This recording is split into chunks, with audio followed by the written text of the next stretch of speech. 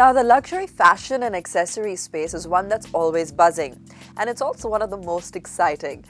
Genesis Luxury is one of the largest in the luxury fashion space in India, having brought in brands like Jimmy Choo, Bottega, Emporio Armani and Paul Smith, just to name a few. It has more than 10 brands in its portfolio across apparel, accessories, home decor and beauty. We're joined by Sanjay Kapoor, the MD of Genesis Luxury.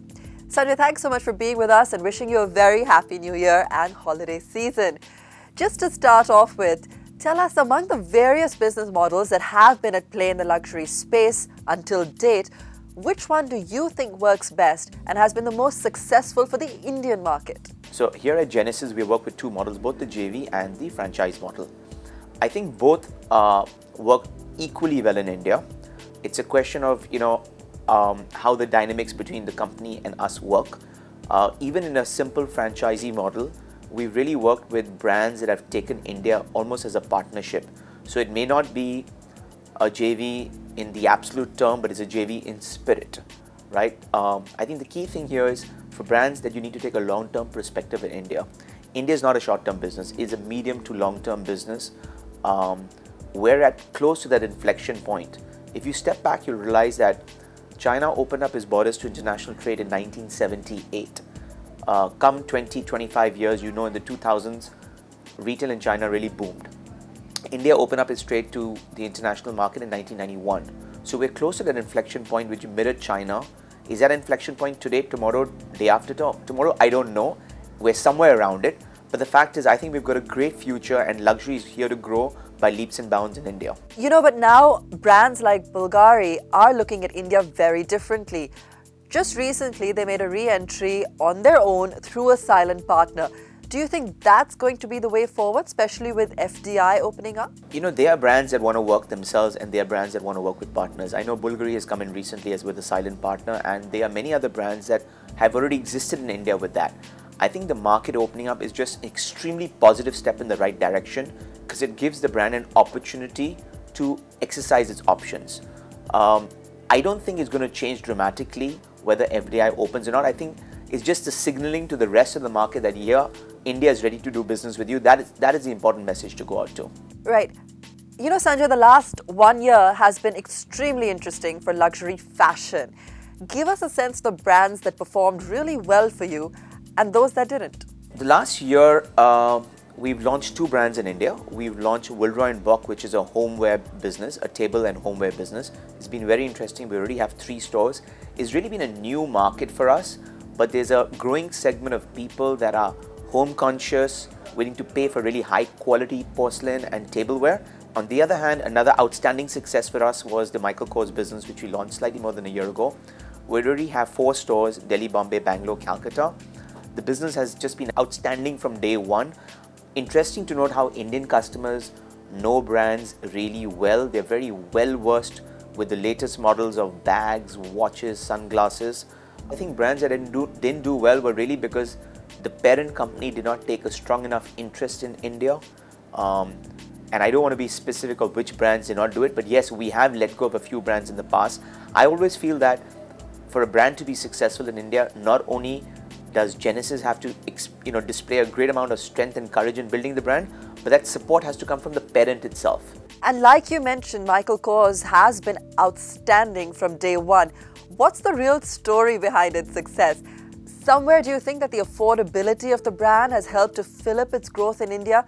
And is that a category that's going to only grow from strength to strength as we enter 2015? The interesting thing about a category like Michael Kors is that it caters to 2 types of audience. So it caters to one, the audience that's already very used to buying a Prada or Bottega Veneta. That lady, instead of buying 1 bag, is happy to buy 3 or 4 bags because the quality is fantastic, designs are absolutely outstanding. On the other hand, you have a much younger audience who's upgrading from, let's say, a Guess or a DKNY to a higher brand. Affordable luxury provided with great design and quality, that's a winner. So the tide clearly seems to be very strong in the affordable segment. But also, which are some of the new geographical hubs of luxury? For instance, a slew of brands from your stable have come up at Quest in Kolkata. Would it be safe to call Kolkata the new hub of luxury? In Calcutta, the mall developer Sanjeev Goenka, who built Quest, just did a fantastic job with the mall. There's always been a great amount of disposable income in Calcutta and very refined taste. So I'm not going to say Calcutta is the new hub of luxury. Delhi and Bombay will continue to be the largest segment of our business, but new markets like Calcutta were very, very promising. We'd be happy to expand in other cities like that, providing the right infrastructure comes up. We are very satisfied with our business in Calcutta. Fair enough, though the story of UB City in Bangalore seems starkly the opposite. What do you think went wrong there with so many brands shutting shop? I personally believe that some of the brands that have closed down in UB City is because they did not put enough importance into Bangalore. Brands that had a Delhi, Bombay and Bangalore operation and were run from a global market, their brand representatives would just come to Delhi or Bombay and never visit Bangalore. We've noticed whenever we go into a new city like Bangalore or Calcutta and we have got a whole width of brands with us, a whole basket, then it makes it serious enough for us to understand the market, to understand local demands, nuances and make that market work.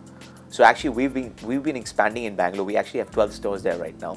And just like the geographies, have the demographics of the luxury buyer also seen a shift? India, has got two types of buyers. There's the old ultra high net worth customer which lives in South Bombay or South Delhi and has got homes in London and Paris and continues to live a lifestyle where they buy all over the world. There's an emerging new class of entrepreneurs, high-end professionals, well-traveled, well-heeled people who I would say would be between, let's say, 35 and 50, who want the best in the world and are willing to pay the right price for it.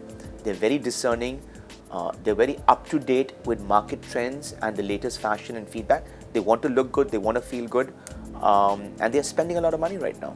Sanjay, before we let you go, any new genres that you think will see major growth in the Indian market as we enter a new year? Do you also see new categories breaking into the segment? I personally believe that beauty has got a lot of potential in India. It's already doing very well. I think some of the high-end brands have really catered to the upper end of the market. And going back to the earlier point, I said people want to look good and feel good, and that just doesn't go with the cars and watches and clothes that you have, but it also goes around beauty, skincare, hair care. That's an interesting market, which I think typically, if you follow most emerging markets, that's the next segment which I think could explode too. All right, Sanjay, thanks so much for joining us on the show. Always a pleasure chatting with you, and all the best for 2015.